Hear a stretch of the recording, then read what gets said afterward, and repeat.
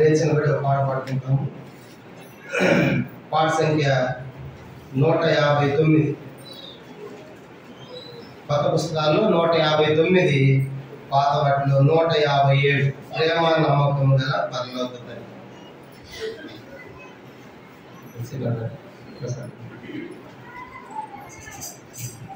159 కొత్త పుస్తకాల్లో, పాత వాటిలో 157. ప్రేమ నమ్మకం గల పరలోక తండ్రి అని పాట పాడతాం. ప్రేమ నమ్మకము గల పరలోక తండ్రి తన కుమారుని పంపెను. రక్తము చిందించి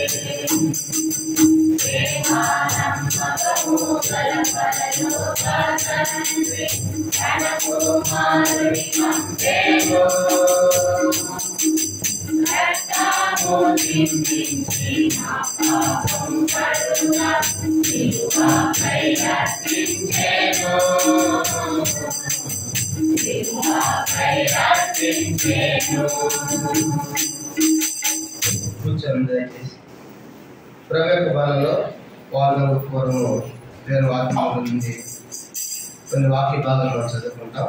లూకాసు వార్త 4వ అధ్యాయం. లూకాసు వార్త 4వ అధ్యాయము 27వ వచనాన్ని అందరం కలిసి మనం చదువుకుంటాం. లూకాసు వార్త 4వ అధ్యాయము 27వ వచనము అందరం కలిసి. కొత్త నిబంధనలో పేజీ నంబర్ 54. లూకాసు వార్త 4వ అధ్యాయం 27వ వచనము అందరం కలిసి చదవండి. మరియు ప్రవక్త ఎలీషా కాలమందు ఇశ్రాయేలు అనేక కుష్ఠరోగులుండుటను సిరియా దేశస్థుడైన నయమాను తప్ప మరి ఎవరు శుద్ధి పొందలేదని నేను మీతో నిశ్చయముగా చెప్పుచున్నాను. కనుక ప్రవక్త ఎలీషా దినాలవి. ఇశ్రాయేలుకేమో బెన్హదదు రాజు, యోదాకేమో యెహోరాము రాజు. ఆ దినాల్లో కుష్ఠరోగంతో ఉన్నటువంటి మరి ఒక వ్యక్తిని మనం చూస్తాం. సిరియా దేశస్థుడైనటువంటి సైన్యాధిపతి నయమాను. ఇతడు ఒక్కడే శుద్ధి నొందాడు. ఎంతమంది ఉన్నారు కదా, ఇతడు ఒక్కడే శుద్ధి నొందాడు. కారణం ఏంటి అనే ప్రశ్న మేము అడుగుతున్నాను. సమాధానం ఇప్పుడు చెప్పదు, వర్తమానం అయిందని మళ్ళీ అడుగుతున్నాను. ఎందుకు అతడు శుద్ధి నొందాడు అంటే ఇశ్రాయేల్ దేశం పోయి ఆ నదిలో మునిగినందుక అనే ప్రశ్నకు వర్తమానం అయిపోయిన తర్వాత ఎందుకు అతను శుద్ధి నొందాడు అనే విషయం మనం చూద్దాం. 2వ రాజుల గ్రంథం 4వ అధ్యాయం. 2వ రాజుల గ్రంథము చూడండి 5వ అధ్యాయము మొదటి 19 వచనాలు మనం మార్చి చదువుకుంటాం. 2వ రాజులు 5వ అధ్యాయం. రాజులు 2వ గ్రంథము 5వ అధ్యాయము మొదటి 19 వచనాలు మనం మార్చి చదువుకుంటాం. పేజీ నంబర్ 310 పాత నిబంధనలు. 2వ రాజులు 5వ అధ్యాయం మొదటి 19 వచనాలు 310వ పేజీ పాత నిబంధనలు. మొదటి వచనం నేను చదువుతాను, రెండు మీరు చదవాలి. సిరియా రాజు సైన్యాధిపతి అయిన నయమాను అను ఒకడునెను. అతని చేత యెహోవాయే సిరియా దేశములకు జయము కలిగజేసినను గనుక అతడు తన యజమాని దృష్టి గనుడై దయ పొందిన వాడాయను. అతడు మహాపరాక్రమశాలి ఉండని కానీ అతడు కుష్ఠరోగి.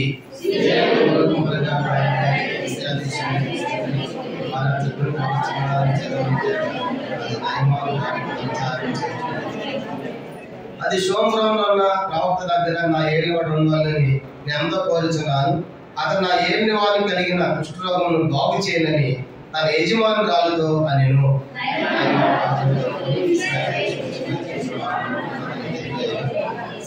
సిరియా రాజు, నేను ఇశ్రాయేల్ రాజులకు దూత చేత పత్రిక పంపించదని ఆజ్ఞయించాను. కానీ అతడు 1,20,000 మనుగుల వెండియు 1,20,000 రూపాయల బంగారును 10 దుస్తుల బట్టలను తీసుకొని పోయి ఇశ్రాయేల్ రాజులకు ఆ పత్రికను అప్పగించెను.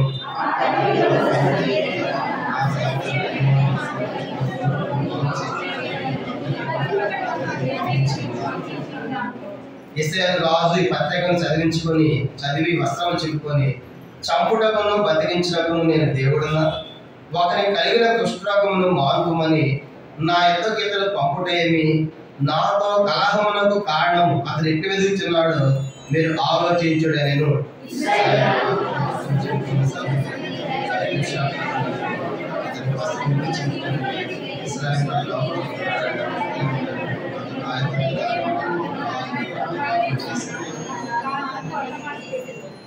నయమాను గుర్రములతోనూ రథములతోనూ వచ్చి ఎలీషా ఇంటి ద్వారము ముందర నిలిచి ఉండగా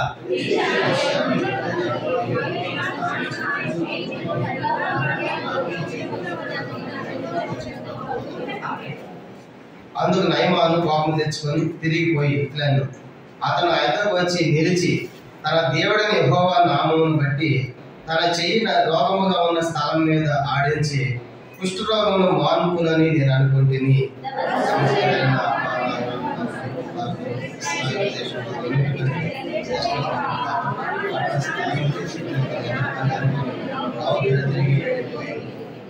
అయితే అతను దాసుల్లో ఒకడు వచ్చి, నాయన, ఆ ప్రవక్త ఏదైనా ఒక గొప్ప కార్యం చేయమని నియమించినట్లా నువ్వు చేయకుందువా? అయితే స్నానం చేసి శుద్ధుడవు కమ్మని మాట దాటి కంటే మేలు కాల అని చెప్పినప్పుడు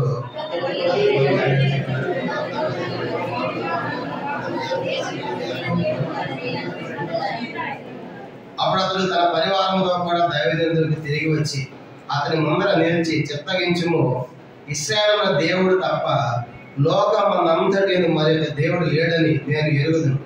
ఇప్పుడు నీవు దాసన ఆయన బహుమానం తీసుకోవాల్సిందని అతనితో చెప్పగా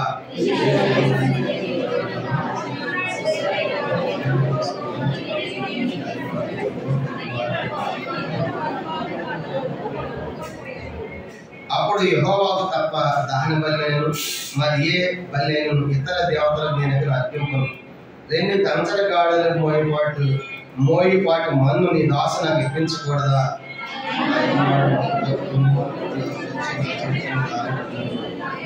నమస్కారం చేసినారు.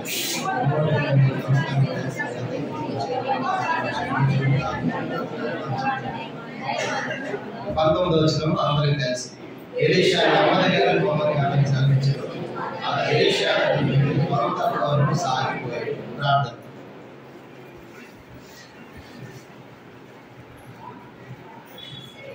తండ్రి, మీ స్తోత్రాలు చెల్లించుకుంటున్నా ప్రభా. ఈ మధ్యాహ్న కాల సమయంలో నీ ప్రజలతో కలిసి నేను కూడా మేము ఆరాధించిన మధ్య తీసుకొచ్చిన పరిశుద్ధ లేఖనాలపై స్తోత్రాలు.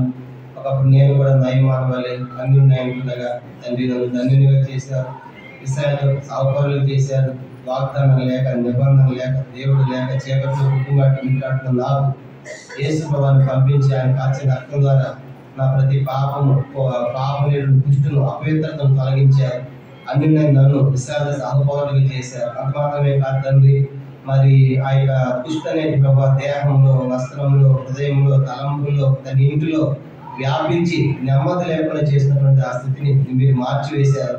నిజంగా తండ్రి, పాపము మానవునికి నెమ్మది కలుగు చేయలేదు తండ్రి. కనుక దోషారోపణ చేస్తా ఉంది, పట్టిస్తా ఉంది, పీడిస్తా ఉంది. అలాంటిది మీ రక్తం చేత నా ప్రతి పాపము కడిగి నన్ను కుమారుని మీ దాసునిగా సేకరించి మీరు ప్రసాదించిన నెమ్మదిని బట్టి మీ స్తోత్రాలు చెల్లించుకుంటున్నాను. అంత మాత్రమే కాదు, ఆ యొక్క నయమాన్ని మమ్మల్ని మహిపరిచాడు తండ్రి. జీవగల దేవుని ఎరిగి మా విగ్రహారాధకుడిగా వచ్చి అన్యుడిగా వచ్చి ప్రభా తన అపవిత్రతతో వచ్చి తన కుష్ఠరోగంతో వ్యాధితో వచ్చి ఎంతో సంతోషం నెమ్మది వెళ్ళినట్లుగా తండ్రి మీరు కాల్చిన మరి రక్తము ద్వారా చేసిన బలియాగము ద్వారా మీరు ఇచ్చినటువంటి ఈ నెమ్మదిని బట్టి కూడా మీ స్తోత్రాలు చెల్లించుకుంటున్నాం. తిరిగి ప్రభా ఈ సమయంలో మరి నయమాన్ గురించి కొన్ని సంగతులు మేము చూడబోతుండగా చదవండి, వాక్య భాగాలు దీవించండి.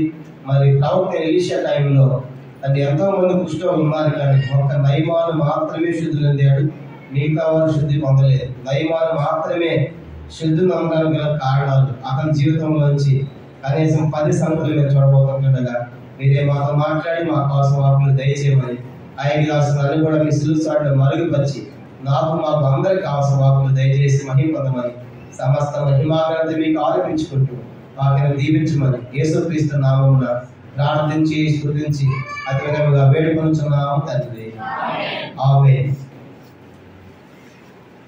పిల్లలు మనం చదువుకున్నటువంటి వాక్య భాగం మనకు బాగా పరిచయం అయింది. ఆ రోజుల్లో మనం చూసాము మరి నయమాను గురించిన 5 సంగతులు మనం జ్ఞాపకం చేసుకున్నాం. మొదటిది అతడు అన్యుడని చూసాము, రెండవది అతడు విగ్రహారాధికుడు అని చూసాము, మూడవదిగా అతడు వ్యాధిగ్రస్తుడు కుష్ఠం కలిగడం చూసాము, 4వ సంగతి మనం చూసినప్పుడు అపవిత్రుడు అని చూసాము, 5వది ఆఖరిది అతడు నెమ్మది సంతోషము లేనివాడిగా చూసాం. ముందు జరిగింది గేట్లో ఉండదు, గేట్ దారిపెట్టి ప్రతి రోజు జరగాలి ఉన్నది.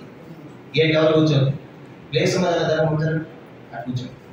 గమనించామంటే ఆ రీతిగా అలాంటి స్థితిగతిలో ఉన్నటువంటి నయమాను దేవుడు ఎట్లా మార్చివేసిన సంగతులు మనం చూడబోతున్నాం. ఇప్పుడు నయమాను గురించిన నయమాను యొక్క పాత జీవితం, నయమాను యొక్క కొత్త జీవితం అంటే ఆయన ఎలాగో వచ్చాడు, ఎలాగ వెళ్తున్నాడు అనేది కనీసం 10-20 సంగతులు చూడబోతున్నాం. 20 సంగతులు సాయంత్రం అయితే అనుకోవద్దు, ఇవన్నీ కూడా త్వరగానే మన టైంలో ముందు చేసుకుంటాం. ఇప్పుడు మనం చెప్పాం కదా, ఈ యొక్క ఇతరుకున్న ఆధిక్యతలు 5 కనీసం చూసాం. మొదటిది అతడు సైన్యాధిపతి కనుక, పేద ఆఫీసర్ కనుక సైన్యం అంతటికి అతడు అధికారి. రెండవది అతడు సిరియా దేశం అంతటికి అతని ద్వారానే జయం కలుగుతా ఉందని చూసాం. మూడవది చూసినప్పుడు గనుడిగా పిలువబడుతున్నాడు. 4వదిగా దయ పొందిన వాడిని చూస్తాం. 5వది ఆఖరి మహా పరాక్రమశాలి. ఇన్ని ఆధిక్యం ఉన్నప్పటికీ కూడా ఇతరుకున్న ఒక బలహీనత ఏంటంటే కుష్ఠరోగం. ఏంటంట కుష్ఠరోగం. అలాంటిది ఇతడు ఇశ్రాయేలు దేశానికి సైన్యాధిపతి. రాజు చిత్రాలు చెప్పాం కదా, పైన 10 గోత్రాలు దాన్ని ఏమన్నారంటే ఇశ్రాయేలు దేశం అన్నారు. ఆ దేశానికి ఇతడు సైన్యాధిపతి. కింద 2 గోత్రాలు వెళ్ళిపోయినాయి, వాటిని యోధాలు పిలిచాం. బెన్యామిన్ యోధ, వాటిని యోధా దేశం అని పిలువబడింది. పైన 10 గోత్రాలకేమో ఉత్తర రాజ్యం అయితే కింద 2 గోత్రాలని దక్షిణ రాజ్యం అన్నారు. పైన 10 గోత్రాలు వారు దాదాపుగా 19 మంది రాజులు పరిపాలించారు.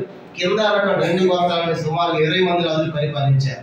పైన ఇశ్రాయేలు రాజ్యము ఉత్తర రాజ్యానికి మొట్టమొదట షెకెము రాజధాని, తర్వాత తిర్సాగా మార్చుకున్నారు. ఆ తర్వాత షోమ్రోనుగా స్థిరపడింది అని మనం చూసాం. ఆ తర్వాత కింద దక్షిణ రాజ్యానికి అప్పుడు ఇప్పుడు కూడా యెరూషలేమే రాజధాని ఉంది అనే విషయాలు కూడా మనం చూసాం. తర్వాత పైన ఉన్న ఉత్తర రాజ్యం 10 గోత్రాలు వారు అషూరు యొక్క చెరలోకి వెళ్ళిపోయారు. కింద ఉన్న 2 గోత్రాలు యోధా బెన్యామీన్ వారు బబులోను యొక్క చెరలోకి వెళ్ళిపోయారు విషయం మనం చూసాం. అది ఇప్పుడు ఇతడు పైన ఉన్నటువంటి 10 గోత్రాల ఇశ్రాయేలు దేశానికి ఇతడు సైన్యాధిపతి. అప్పుడు రాజు ఎవరంటే బెన్హదదు. ఎవరంటే రాజు ఎవరు? బెన్హదదు. కింద 2 గోత్రాలకి 20 మంది పరిపాలించారు. కింద 2 గోత్రాలు కూడా 20 మంది పరిపాలిస్తే ఆ టైంలో పైన బెన్హదదు రాజు అయితే కింద ఎవరు రాజు అంటే యెహోరాము రాజు. ఎవరంట? యెహోరాము అనేది రాజు. అయితే వీళ్ళు ఏం చేశారండి, 10 గోత్రాల వారు ఈ 2 గోత్రాల మీదకి వెళ్ళి దాడి చేసి వాళ్ళందరినీ బానిసలకు తీసుకొని వచ్చారు. ఆ తీసుకొచ్చే క్రమంలో యోధా దేశం నుండి ఒక చిన్నదాన్ని కూడా తీసుకొచ్చారు ఉత్తర రాజ్యానికి పైన 10 గోత్రాలకి. వచ్చిన తర్వాత ఆ చిన్నది కూడా చెరగొని తీసుకురాబడిన తర్వాత గమనించిన మొత్తానికి ఆ చిన్నదాని ఇంట్లో పని పిల్లగా పెట్టుకున్నారు.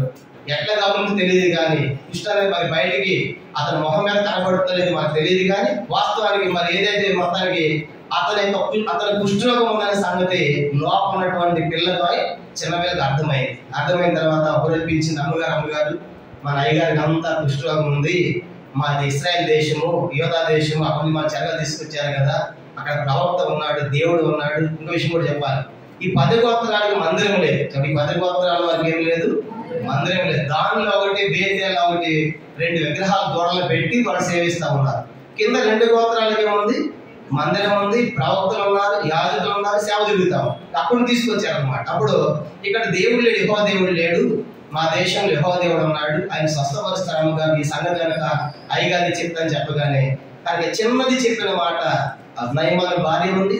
ఒకరోజు నయమాను భార్య నయమాన్తో మాట్లాడింది, ఏమండి ఇలా చిన్నది చెప్పింది, మీరు ఆ దేశంలో యుద్ధం చేయించారు కదా, అక్కడి నుంచి పట్టుకొచ్చారు కదా వాళ్ళందరినీ, ఆ దేశంలో ప్రవక్త ఉన్నాడంట, దేవుడు ఉందంట, దేవుని మందిరం ఉందంట, అక్కడ పోతే నీ యొక్క కుష్ఠరోగం అంతా బాగవుతుందంట అనే సంగతి ఎవరు చెప్పింది? భార్య నయమాను భర్త చెప్పింది.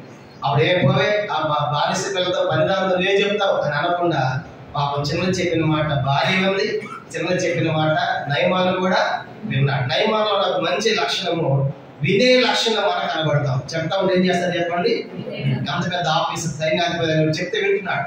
విన్న తర్వాత అప్పుడు ఈ నయమాను ఏం చేశాడంటే, సైన్యాధిపతి కదా, రాజు దగ్గరికి వెళ్ళాడు. రాజు ఎవరంటే ఆయన బెన్హదద్. రాజు ఎవరు? ఆయన దగ్గరికి, అయ్యా మనం పోయినటువంటి ఆ దేశము జయించాం కదా, ఆ దేశంలో ప్రవక్త ఉన్నాడంట, కానీ ఆ దేశంలో నా జబ్బు పోతుందంట, కుష్ఠరోగం పోతున్నారు. కానీ అది నువ్వు ఎంత విజయాలు సాధించావు, మాకు ఎంత పరాక్రమశాలి, నువ్వు ఎంత ధైర్యం, ఎంత గరుడు, నీకు నేను సహాయం చేయకుండా ఉంటానా అని చెప్పేసి ఒక పేద ఉత్తరం తీసుకున్నాడు, లెటర్ రాయడం ప్రారంభించాడు. ఎవరికి?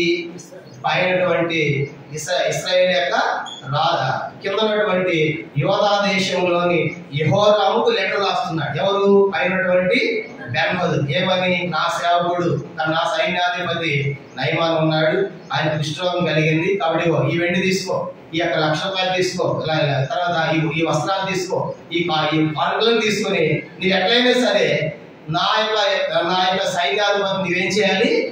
బాగు చేయాలి అని ఉత్తరం పంపించాడు. అంటే రికమెండేషన్ తో పోతున్నాడు. కాబట్టి ఎట్లా ఎవరు రికమెండేషన్ చేస్తున్నారు ఆయనకి? సైన్య నయమానికి వాళ్ళ రాజు. ఏం పేరు? ఆ రాజు పేరు ఏంది?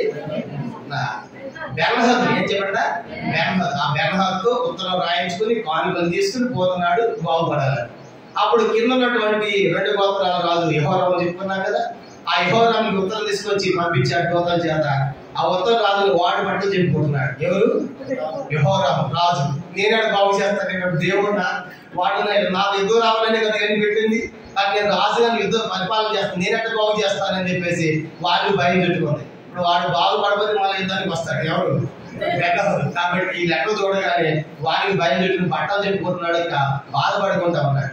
అప్పుడు ఈ సంగతి అప్పుడున్న ప్రవక్తకు అర్థమైంది. ఎలీషా తెలిసింది. ఎవరంటే ప్రవక్త ఎవరు? ఎలీషా తెలిసి రాజు కబురు పెట్టాడు. కనుక నువ్వెందుకు బాధపడతావు రాజు, నేను ఉన్నాను కదా, యెహోవా దేవుడు ఉన్నాడు కదా, సరిగ్గా నా దగ్గర పంపించు, నేను చూసుకుంటా ఆయన సంగతి అన్నాడు. ఎవరి సంగతి? నయమాను సార్. ఆయనకి ఏం కావాలో నేను చూసుకుంటా, నేను బాగు చేస్తాను చెప్పగానే కొంచెం నెమ్మదైంది, నెమ్మది పడ్డాడు. ఎవరు? ఇశ్రాయేలు రాజు యెహోరాము నెమ్మది పడ్డాడు. ఇప్పుడు బయలుదేరాడు.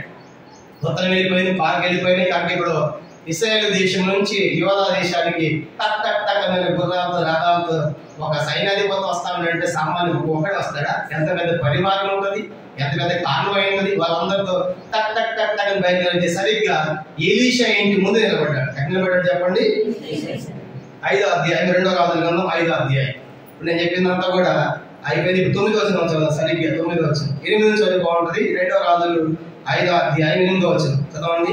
ఇశ్రాయేలు రాజు తన వస్త్రం చింపుకున్న సంగతి దైవజనుడు ఎలీషా నిలబడినప్పుడు, అతని వస్త్రం ఎందుకు చింపుకుంటేవి?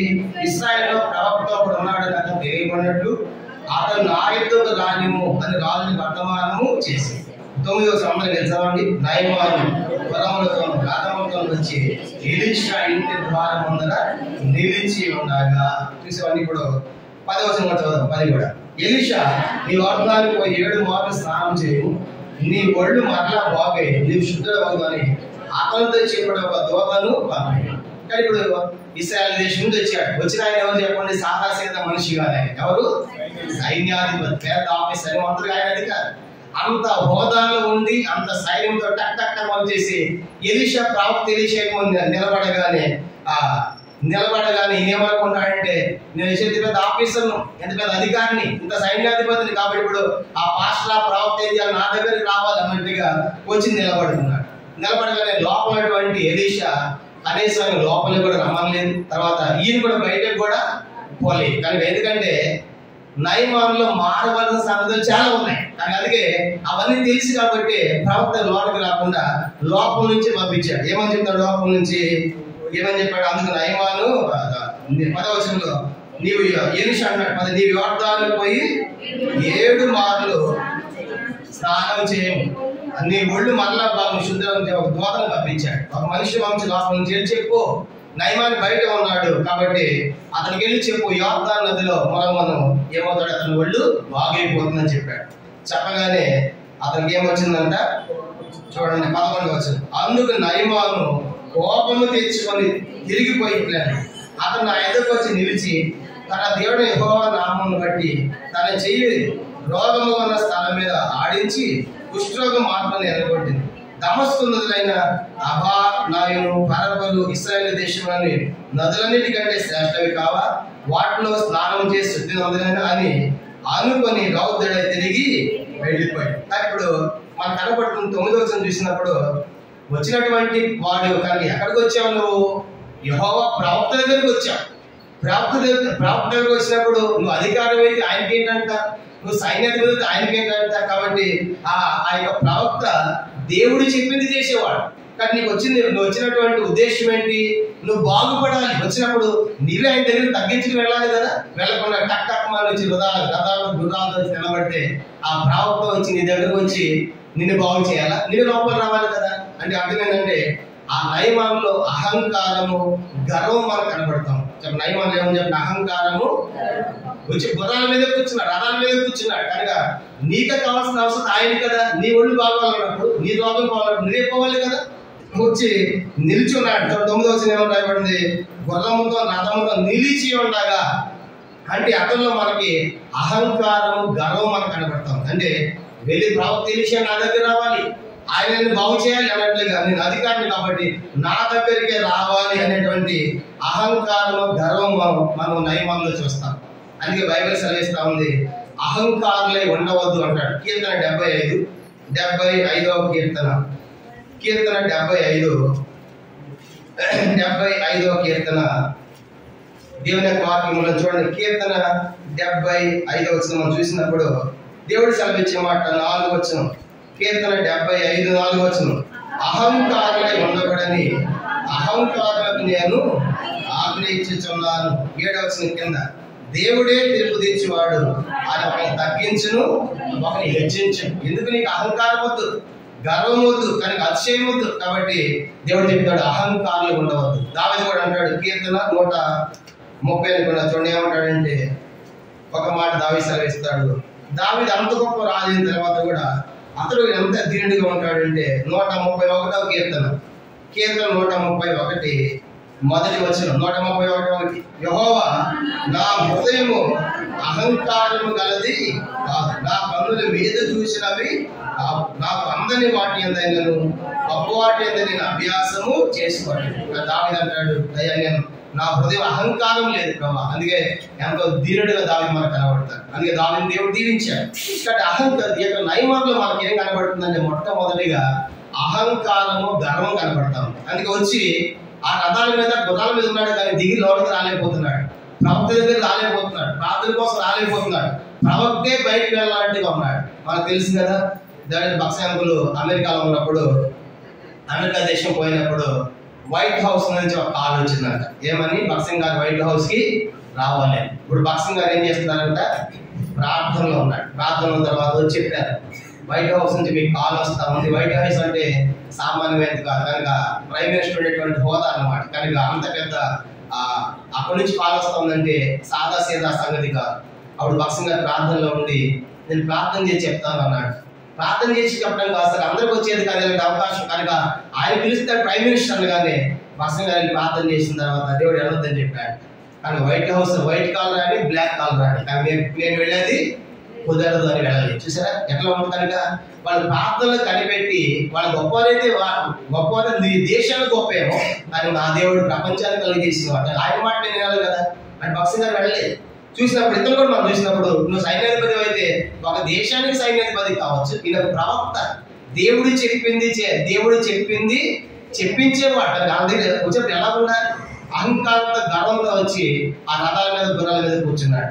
కొంచెం కనబడుతుంది మొదటిది. రెండవదిగా అతనికి ఏమొచ్చిందంట, కోపం వచ్చిందంట. చూడండి, అతనిలో ఉన్న మరొక సంఘం చూసినప్పుడు 11వ వచనంలో అతడు ఆ నయమాను కోపము తెచ్చుకొని ఇవన్నీ కూడా నయమాను వచ్చినప్పుడు ఎట్లా ఉన్నాడో మనం చూస్తున్నాం. మొదటిది అహంకారము గర్వంతో వచ్చాడు కనుక రథం మీద కూర్చోడానికి దిగి రావట్లేదంటే అతను మనకు అహంకారం గర్వం కనబడుతుంది. రెండవదిగా కోపం అంట. రాగానే ఎలీషా ప్రవక్త రాలేదు, అతనికి ఏమొచ్చింది చెప్పండి? కోపం వచ్చి ఆ ప్రవక్త నా కోసం ప్రార్థన చేయాలి కదా అని చెప్పేసి కోపం వచ్చింది, కోపంతో వచ్చాడు. మూడవది ఇంకెట్లా వచ్చాడంటే ఆయన నేను అనుకుంటుని 11వ వచనంలో ఏమనుకున్నాడంటే అతను నా ఎదురుకు వచ్చి నిలిచి తన దేవుని యెహోవా నామమును బట్టి తన చెయ్యి రోగము ఉన్న స్థలం మీద ఆడించి కుష్ఠరోగము మానుకునని అనుకుంటుని. అంటే తన ఇష్టం ఏంటంటే, తన ఉద్దేశం ఏంటంటే నేను రాగానే ఎలీషా ప్రవక్త రావాలి, నా ముందు నిలబడాలి, ఎక్కడైతే కుష్ఠరోగం ఉందో అక్కడ ఆయన చేయి పెట్టాలి, ప్రార్థన చేయాలి అని అలా అనుకుని వచ్చాడు. అంటే అర్థం ఏంటంటే తన ఇష్టం నెరవేర్చుకోవాలి వస్తాడు. తన ఇష్టం ఏంటంట, ఆయనే నా దగ్గర రావాలి, ఆయనే నా ముందు నిలబడాలి, ఎక్కడ రోగం ఉందో అక్కడ చేయి ఆడించాలంటే ఇవన్నీ నయమానికి ఇష్టాలు కనుక మన ఇష్టం కాదు, మన దేవునికి ఇష్టం చేయాలి. అంటే తన ఇష్టము నెరవేర్చుకోవాలని వస్తున్నాడు కానీ తన ఇష్టం నెరవేర్చుకోవాలి. ఏమైనా తన ఇష్టము, నేను ఎక్కడే ఉంటాను, ఆయన వచ్చి నా ముందు నిలబడాలి, నేను లోపలే ఉంటాను, బయట ఉంటాను, రథాల మీద ఉంటాను, ఆయనే రావాలి, ఆయన వచ్చి నా ముందు నిలబడాలి, ఎక్కడైతే రోగం ఉందో అక్కడ చేయి ఆడించి ప్రార్థన చేయాలి. అంటే ఇది తన ఇష్టం. కానీ ఇప్పుడు వచ్చిన ఆయన ఏం చెప్పాడు, అది చేయాలి కదా, అది చేయకుండా తన ఇష్టంతో చేస్తున్నాడు ఎట్లాగూ. కాబట్టి చెయ్యి పెట్టి ప్రార్థన చేయాలని వచ్చాడు. అది తప్పేం కాదు. అమధ్య స్థలానికి వెళ్ళిన తర్వాత ఒక ఆమె అలిగిందని చెప్పారు. ఎందుకు అలిగిందంటే ఆ కొప్ప నూనె తెచ్చుకుందంట, నువ్వు చేయి పెట్టి ప్రార్థన చేయలేదంట, కొప్ప నూనె కోసం చేసావంట, అందుకని వెళ్ళిపోయిందని చెప్పారు. ఆధారం అనగానే అంతా గుంపుగా ఉంటారు, అందరూ ఒకేసారి వస్తారు కనుక ఒకేసారి వచ్చినప్పుడు అందరూ ఒకసారి వస్తామంటే ఎవరితో మాట్లాడారు అన్న ప్రజలు ఏం ప్రజలు ఆ ప్రజలు చెప్తా ఉంటుంది, ఇవి వెళ్ళిపోతాం మధ్యగా. అటువంటి ఎట్లా చెప్పండి, మీరు అర్థం చేసుకోవాలి. ఉన్నప్పుడు ఏమైనా పని ఉన్నప్పుడు నెమ్మదిగా కాసేపు ఉండి 2 నిమిషాలు ఉండి వెయిట్ చేసి సమస్య చెప్పి ప్రార్థన చేసుకోవాలి. ఒకరు చెప్తున్నప్పుడు ప్రజలు మరొకరు మౌనంగా ఉండాలి కదా. అందరు 10 మంది ఒకసారి చెప్తే 10 మందికి ఒకటి ఇద్దరు సేపటి ఎక్కడ చెప్తాడు. కాబట్టి ఆమెకి తల మీద చేయి పెట్టలేదు, అడిగి వెళ్ళిపోయింది. దాంతో మళ్ళీ ఒక రోజు పోయి ఇంట్లో తల మీద ప్రార్థన చేస్తే మళ్ళీ వచ్చింది మందిగా, అది వేరే సంగతి. ఇప్పుడు నైబాబు అట్లాంటి ఆయన నా దగ్గరకు వచ్చి ఎక్కడ గాయం ఉందో బాధ ఉందో అక్కడ ప్రార్థన చేయాలి కదా అని కూర్చున్నాడు. అంటే నయమానులు మూడవదిగా తన ఇష్టం నెరవేర్చుకోవాలని కోరుతున్నాడు. గర్వంతో వచ్చాడు, అహంకారంతో వచ్చాడు. రెండవది కోపంతో ఉన్నాడు. మూడవదిగా అహంకారం గర్వంతో వచ్చాడు. నాలుగోది ఏమన్నా చూడండి, 4వ సంగతి 5వ అధ్యాయం 12వ వచనం, 2 రాజులు 5:12. దమస్కు నదులైన, దమస్క్ అంటే వాళ్ళ రాజధాని, ఇశ్రాయేల్ రాజధాని దమస్క్ అన్నమాట. కనుక నదులైన అబానాయము, పర్వరు ఇశ్రాయేల్ దేశం నదులన్నిటికంటే శ్రేష్టమైనవి కాదు. అబానా అనేటువంటి నది నీళ్లతో నింపబడింది. ఎక్కువగా నీళ్ళన్నీ పరిశుభ్రంగా ఉంటాయి. చెప్పండి, ఆ యొక్క నదికి ఉన్న ప్రాముఖ్యత ఏంటంటే, అబానా నది యొక్క ప్రాముఖ్యత, ఆ నది ఎక్కువ నీళ్లతో, రాళ్లతో నింపబడుతుంది. రాళ్లతో ఆ రాళ్లు ప్రవహించి ఎక్కువ రాళ్లు ఉండి ఆ నీళ్లు తేటగా శుభ్రంగా ఉంటాయి. ఏ నది? అబానా నది. అంత శ్రేష్టమైన నది. మా దేశం నది లేదా? అబానా నది ఉంది. అది నిండా రాళ్ళు ఉంటాయి. ఆ రాళ్ళు ఎక్కువ ఉండడం ద్వారా నీళ్లు పరిశుభ్రంగా తెల్లగా ఉంటాయి. అది యొక్క ప్రాముఖ్యత. రెండోది ఏమన్నాడు? పర్పరు నది. పర్పరు నది అంటే ఇది చాలా వేగంగా ప్రవహిస్తుంది. చెప్పండి, చాలా వేగంగా. ఈ నది బాగా వేగంగా పోతుంది. ఆ నది ఏమో అబానా రాళ్లతో ఉండి పరిశుభ్రంగా ఉంటుంది. అంత శ్రేష్టమైనది మా దేశంలో పెట్టుకుని మీ దేశంలో యువతలు ముదుగంటావేంటి అంటే, ఇతని లోపల అతిశయం ఉంది. చెప్పండి, లోపల ఏమని చెప్పండి? మా దేశంలో నదులు ఉన్నాయి, మాకు కూడా నదులు ఉన్నాయి, మాకు కూడా నీళ్ళు ఉన్నాయి అన్నట్టుగా తన అతిశయాన్ని కనపరుస్తున్నాడు. మీ దేశంలో నదులు నీళ్ళు ఇక్కడ ఎందుకు చెప్తున్నావు? ఇక్కడ వచ్చిన ఉద్దేశం ఏంటి? నువ్వు బాగుపడాలి కదా. నీవు బాగుపడాలన్నప్పుడు చెప్పింది చేయాలి. పోయి మునగాలి కదా. మునకుండా మాకు నదులు ఉన్నాయి, పర్పర్ నది ఉంది, చాలా వేగంగా ప్రవహించేది, అబాను నది ఉంది, చాలా పరిశుద్ధంగా తెల్లగా నీళ్లు ఉంటాయని చెప్పే ఉద్దేశం ఏంటంటే, తన లోపల అతిశయాన్ని మనకు కనబడతాం. అతిశయం, నీకైతే ఈ నది, మాకు 2 నదులు ఉన్నాయి చూసారా, ఆ నదుల శ్రేష్టత కూడా చెప్తున్నాడు. అంటే ఇతని లోపల 4వదిగా మనకి అతిశయం మనకు కనబడతాం. అంటే అతిశయించడం, మాకు కూడా నదులు ఉన్నాయి అని చెప్తా ఉన్నాడు. 4వది అంత మాత్రం అతిశయంతో ఇంకేమని చూడండి, అతను 5వ అధ్యాయం 12వ వచనం అని చెప్పి రౌద్రుడై 12వ వచనంలో 12 చివరిలో రౌద్రుడు తిరిగి వెళ్ళిపోయి త్వరపడి వెళ్ళిపోతా ఉన్నాడు. కనుక వచ్చిన పని కాకుండా వెళ్ళిపోతా ఉన్నాడు. ఎందుకు? నీ లోపల గర్వం, అహంకారం ఉంది, నీ లోపల కోపం ఉంది, నీ లోపల నీ ఇష్టమే నెరవేర్చుకోవాలనుకుంటున్నావు, నీ లోపల అతిశయం ఉంది. ఎన్ని పని చేస్తుందంటే బాగుపడకుండా వెళ్ళిపోయే దానికోసము త్వరపడుతున్నాడు. త్వరపడి వెళ్ళిపోయే ప్రయత్నం చేస్తా ఉన్నాడు. అప్పుడు 11వ వచనంలో ఒక సంగతి జరిగింది. త్వరపడి వెళ్ళిపోవాలనుకుంటున్నాడు. తర్వాత ఏం జరిగిందంటే 11వ వచనం, అందుకు నయమాను కోపము తీసుకొని తిరిగిపోయిట్లేదు కనుక నా యుద్ధకే రావాలనుకుంటున్నాడు. కాబట్టి అతను ఉన్నటువంటి 5వ సంగతి ఏంటంటే నా యుద్ధకు ఎందుకు తిరిగి వెళ్ళిపోతున్నాడు? ఆ ప్రవక్త నా యుద్ధకు రాలేదు, కానీ నేను అంత దేశం నుంచి దూర ప్రయాణం చేసి వచ్చినప్పుడు కనీసం నా దగ్గర రావాలి కదా, ప్రకటించాలి కదా అని నా యుద్ధకే రావాలి. 11వ వచనం చూడండి, 11. అందుకు నయమాను కోపం తీసుకొని తిరిగి పెట్టినాడు. అతడు నా యుద్ధకు వచ్చి, ఎవరు రావాలంట? ప్రవక్త ఎలీషా లోపల నుంచి బయట ఎలీషా నయమాను నా యుద్ధకు రావాలి అంటే అతని లోపల ఎంత అతిశయం ఉంది. ఒక ప్రవక్త దగ్గరికి వచ్చి ఆయన దగ్గర రావాలంటావా? కానీ నువ్వు బాగుపడాలి, నువ్వు పోవాలి కదా ఆయన దగ్గరికి, కానీ నువ్వు పోకుండా ఆయన నా దగ్గర రావాలి అని అతిశయం కూడా మనకు కనబడుతుంది. 5వది వచ్చి ఏం చేయాలంటే 11వ వచనంలో నిలిచి, ఎప్పుడైందంట నేను మాత్రం రథం మీద కూర్చుంటాను, ఆయన సాముందు నిలబడాలి. ఎవరు? సైన్యాధిపతి ముందు ఎవరు నిలబడాలంట? ప్రవక్త నిలబడాలి. చూసారు ఎంత అతిశయం ఉంది లోపల. నేను ఎక్కడ కూర్చుంటాను, రథం మీద ఉంటాను, ఆయన నా దగ్గరికి రావాలి, నా దగ్గరకు వచ్చి ఆయన నిలబడాలి. ఎట్లా కనుక నిలిచి అంటే అతలో ఎంత అతిశయం తెచ్చాడు నయమాను. కనుక ఆ లోపల గర్వము, కోపము, అతిశయము, తన ఇష్టమే నెరవేర్చుకోవాలనుకోవటం, మాకు నేను గొప్పలు చెప్పుకోవటం, ఇవన్నీ కూడా నయమానం అనిపిస్తాం.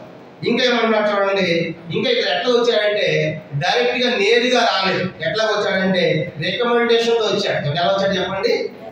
ఏ రికమెండేషన్? ఇతనికి ఎవరు రికమెండేషన్? ఎవరు? తన రాజు బెన్హదదు ఏం రాశాడు?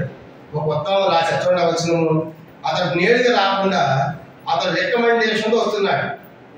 4వ వచనం, 5వ అధ్యాయం 4వ వచనం, 5:4.